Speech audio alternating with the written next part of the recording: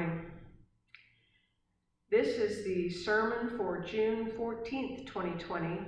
And if you haven't listened to our recording of Genesis 18 and the Gospel of Matthew, won't you stop this recording and go back and listen to that first? Thank you. And Sarah laughed within herself. This is Genesis 18:12. The translation from the Hebrew is tweaked several ways, but for me the word is best translated within her belly. So here's the sense. 3 holy individuals have come to the tents where Abraham and Sarah are living. They're probably in their 90s.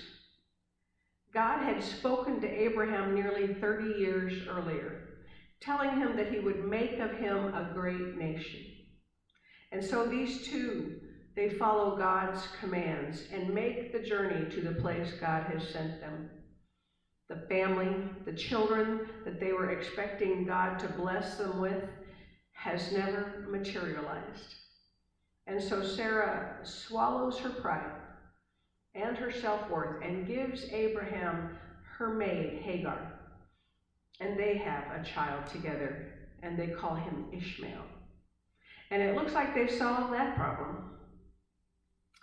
And then the 3 holy personages arrive and say, you know, when we're back here next year, Sarah, you will have borne you a son. And Sarah laughed within her belly. God had made them a promise, which appeared to be incomplete. Sarah was left out of the promise.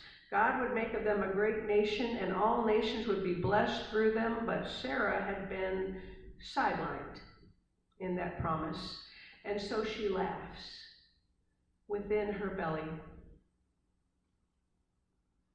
This summer we're going to start in the book of Genesis to look at the narratives that from the very beginning of the Bible. Maybe a lot of you remember them from Sunday school, from confirmation, maybe from sermons past. Genesis is a vivid book filled with images of people who followed God and created a great nation. Our best estimate is that the Abraham story begins about 2,000 years before Christ, before much of the region's history is written. Even Alexander the Great comes 1,500 years after Abraham. But the search for significance is real in each of these times. The men and women of that region are searching for significance. They're scratching out a living from a largely barren land, which will dominate much of their search for significance in these years. Creating a family is key that will live on after us.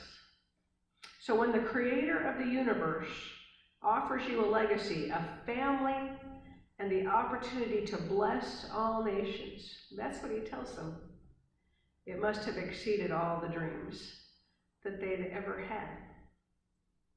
And so they begin to follow God's lead, stumbling so many times.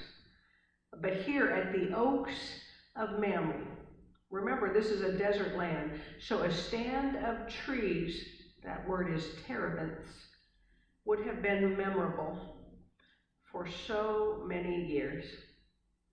And they entertain 3 holy individuals. And the ancient demands of kindness and hospitality to strangers are strong here. Abraham fetches and bows and asks Sarah to make cakes. And they roll out the red carpet for the 3. And then there is a moment, an acknowledgement of Abraham and Sarah and their life following the Lord. One of the 3 says, I will surely return to you in due season, and your wife Sarah shall bear a son. And Sarah laughs. It seems to me that there was pain in that laugh.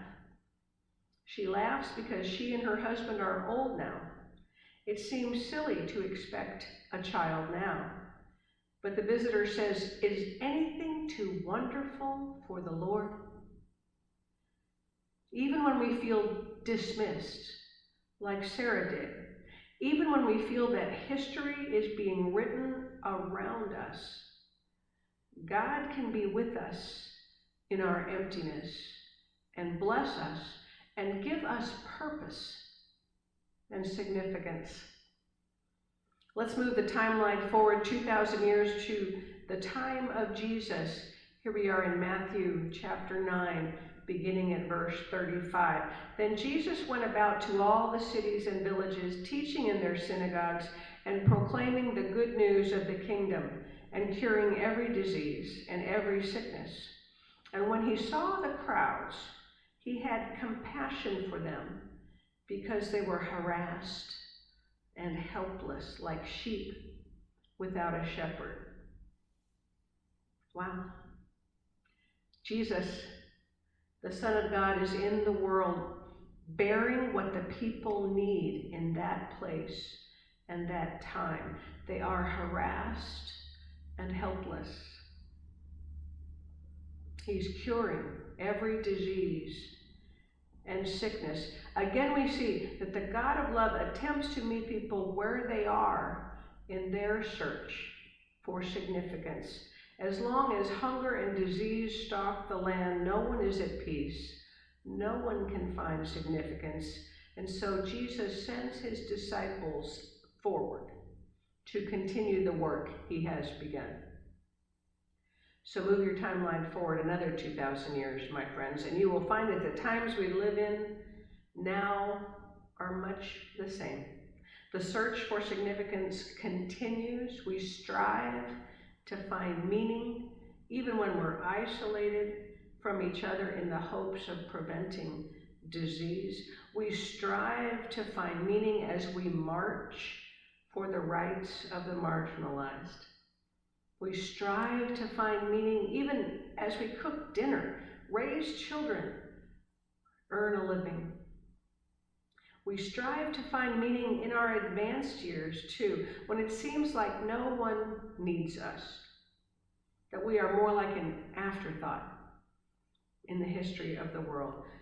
My friends, God hears your desire for significance. God honors your search for significance.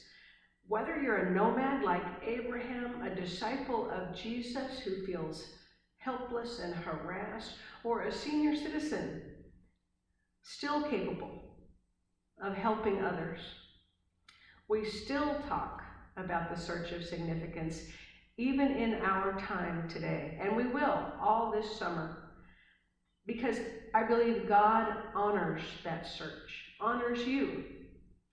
You can find significance as you work for the worth of each person, as we attempt to come to terms with generations of systemic racism, even in our churches. You can find significance as you extend yourself for people whose jobs have disappeared and are questioning. You can find significance as you imagine what God is calling your church, Holy Cross, to do and to be in this emerging reality. I beg you, my friends, pray, serve, and then expect God to do great things. Amen.